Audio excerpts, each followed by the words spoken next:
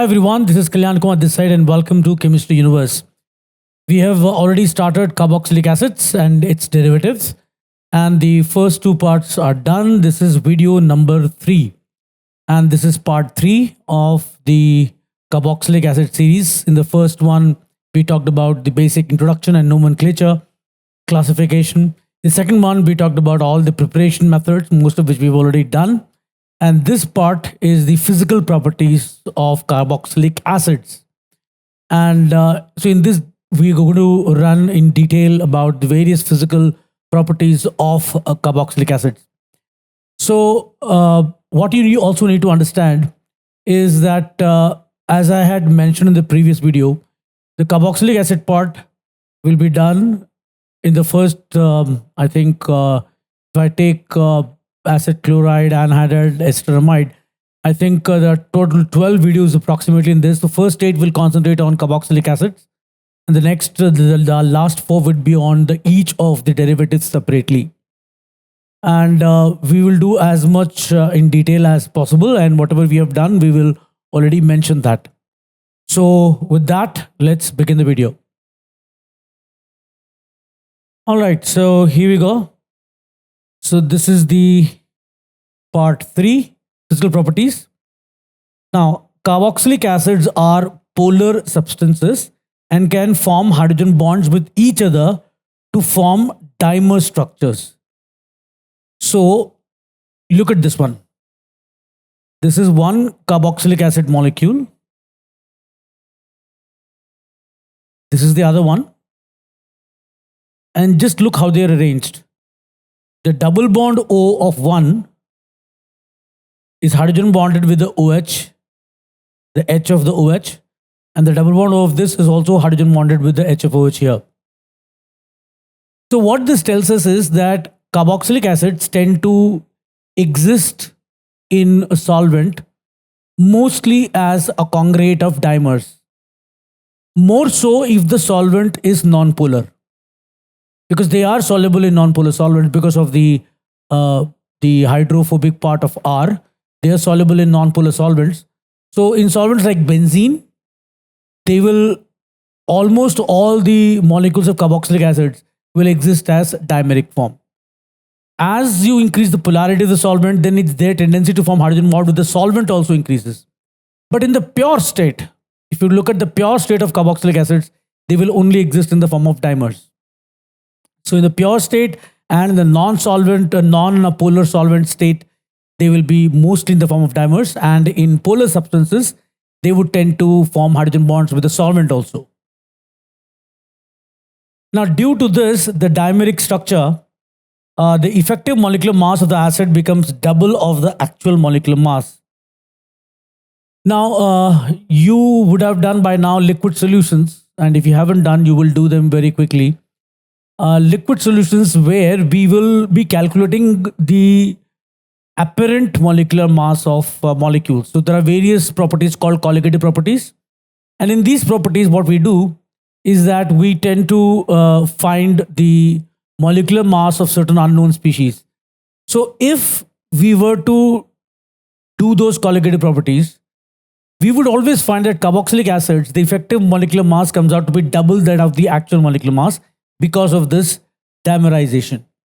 So if you take elevation in boiling point or depression freezing point, for example, you'll always find that the molecular mass would come out to be double, because, and that too in a non-polar solvent, basically because of this existence of dimer.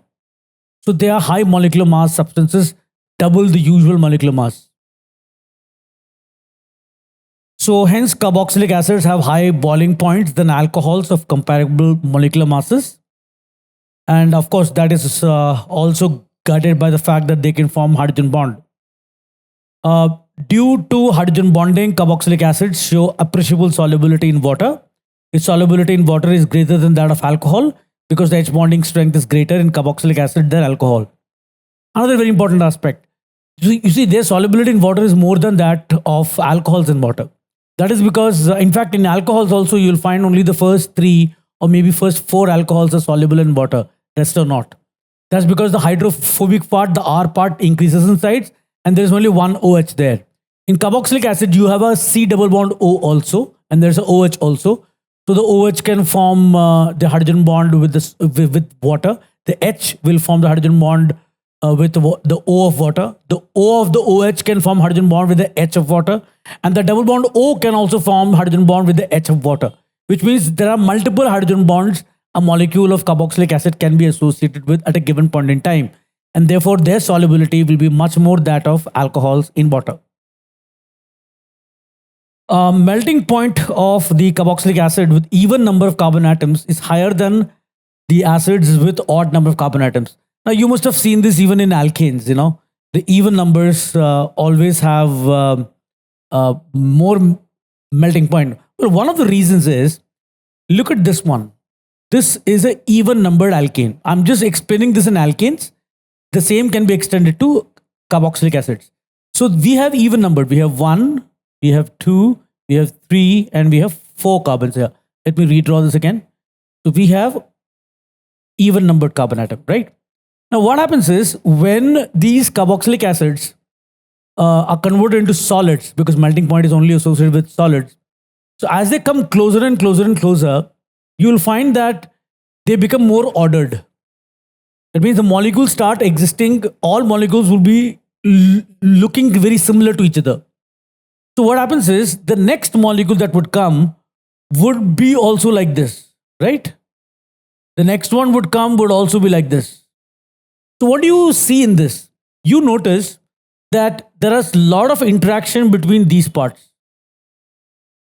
And therefore, you find that they can come together much more easily, and they can stay together in a much more ordered form, much better than odd number. Look at what happens with odd number. Suppose I have odd numbered. In odd numbered, you'll have a situation like this. This is 5 carbon atoms. Now, what would be the other one, which would look similar to this? It would be this. Now, can you notice that these distances have increased?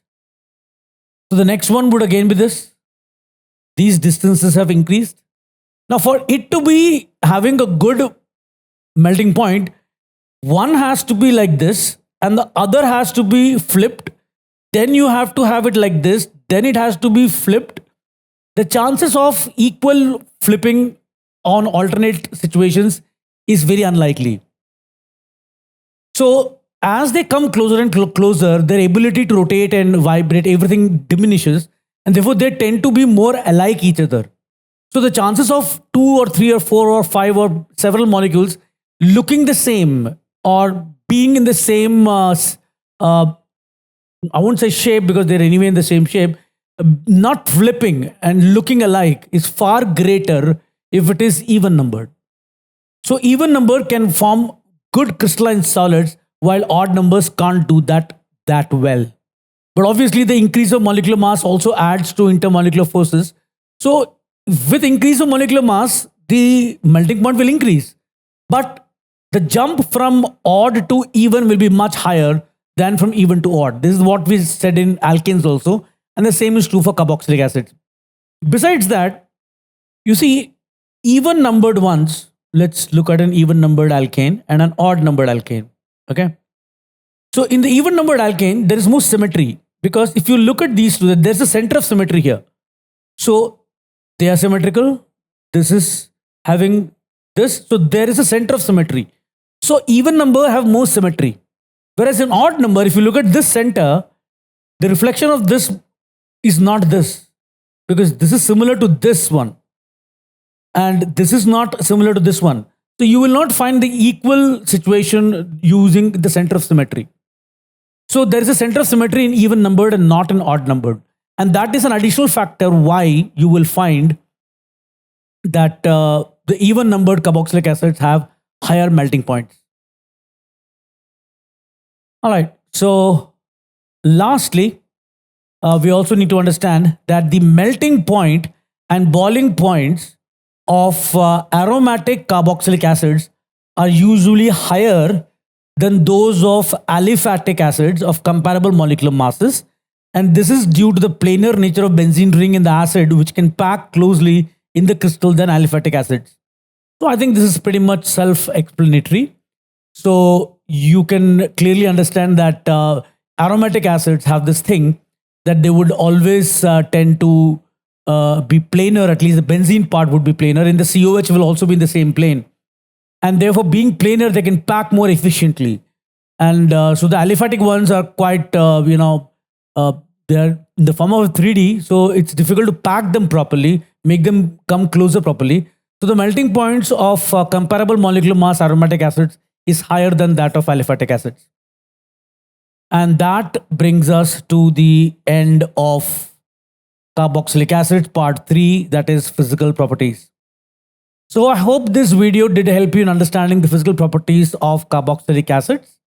And if you have any doubts, any concerns, anything that you want to follow, or anything that you would like to add to what I've already described, you can do so in the comment section below. So with that, this is Kalyan Kumar signing off. Have a great and wonderful day. And thank you for watching this, and catch you in the next one.